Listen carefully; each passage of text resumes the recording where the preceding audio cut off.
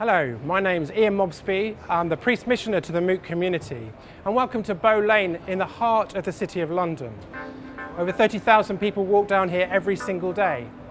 And we know from recent research that 2/3 of people are not interested in religion at all, but many are searching for spirituality and meaning to life. So how does the church engage with these unchurched spiritual seekers today?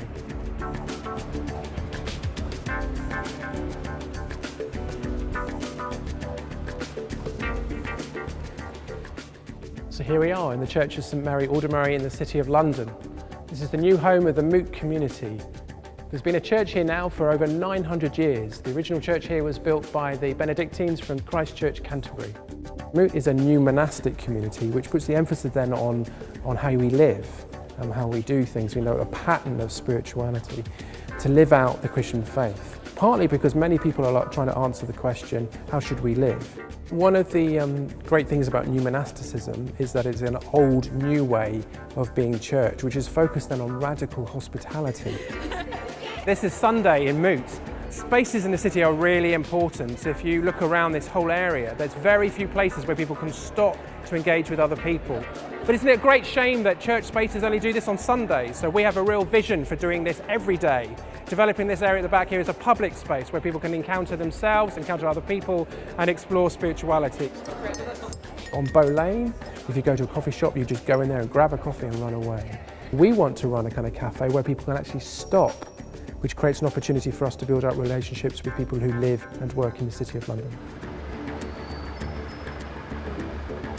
The lounge is to be a hub for all sorts of activities. Primarily what it's going to look like is a cafe, a bit like this one that we're sat in at the minute, which is London City Mission's Departure.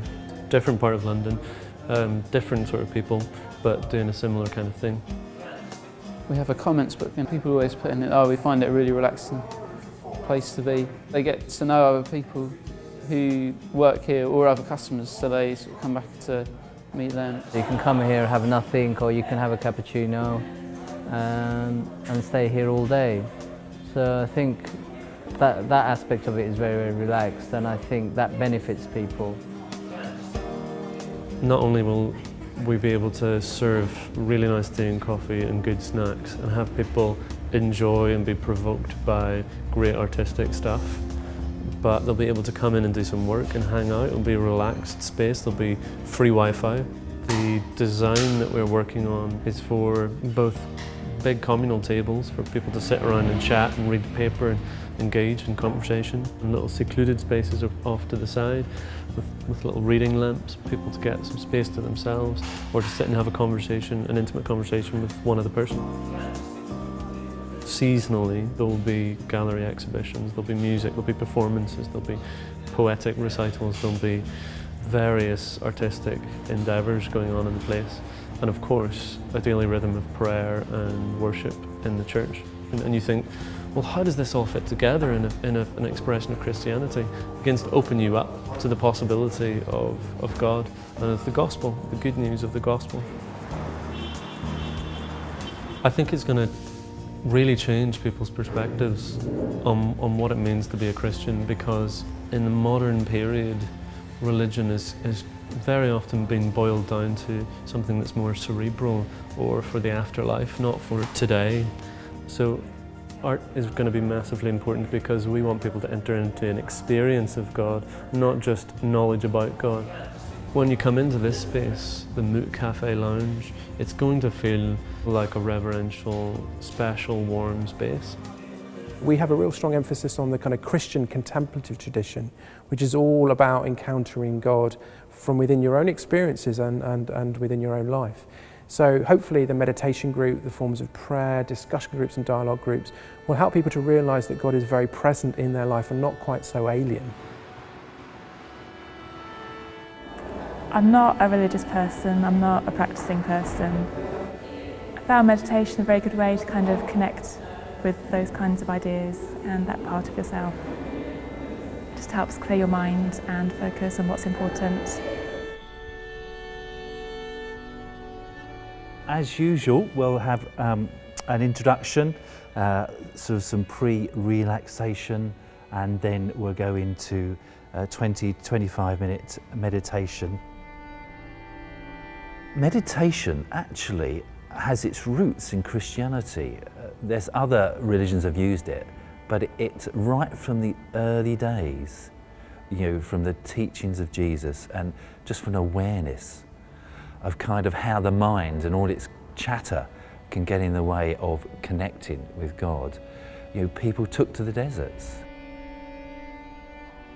It's the practice of really focusing the attention on one spot, whether an image or an anchor word, or maybe on their breathing, and really stilling the brain so that you can begin to hear that still small voice. You can allow space for the Spirit to really begin to change with you inwardly. I like it because it's informal and you can drop in, and it doesn't matter whether you've been before or whether you come regularly. I'm not very motivated, my life's a bit too hectic, and what I get from this group is the kind of company and the motivation and the space to come and do it, and every time I get a slightly new perspective.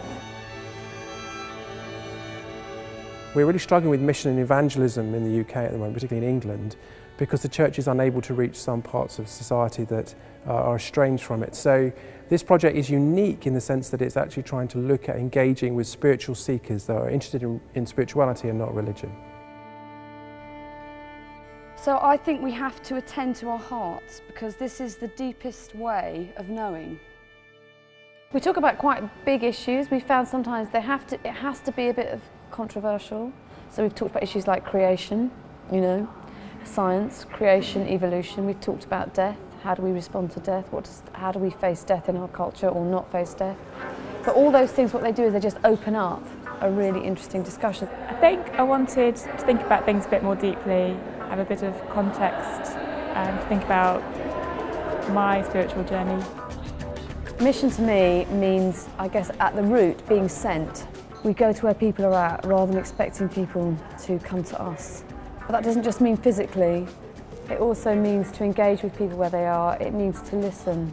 And then I think providing spaces for people to be that may help them to, I guess, explore and grow spiritually and maybe connect with God and find faith.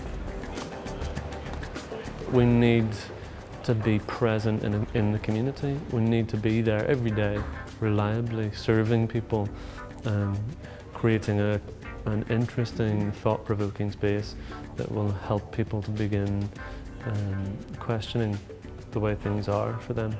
I want people to feel that we are facilitating a space that's genuinely for them. So it's not necessarily about our agendas, but it's really about hospitality. It's open to everyone. It's free. There are no barriers. And here, in the heart of the city, we're providing something that we know from research and otherwise is good for people. Well, this is a great opportunity for investors. There's not that many opportunities to be involved in pioneering new forms of mission and evangelism, and we think this is a really viable project. So for you as a funder, then maybe this is an opportunity to fund something that you could bring your friends to, an opportunity for the church to learn from this, then maybe we could do this in other places around the country by doing so. So yes, you'll be helping us set up a cafe, you'll be investing in training of people to be able to do mission evangelism, and you'll enable us also to do some research to maybe write it up and then hopefully promote it as a potential model of doing mission in the 21st century.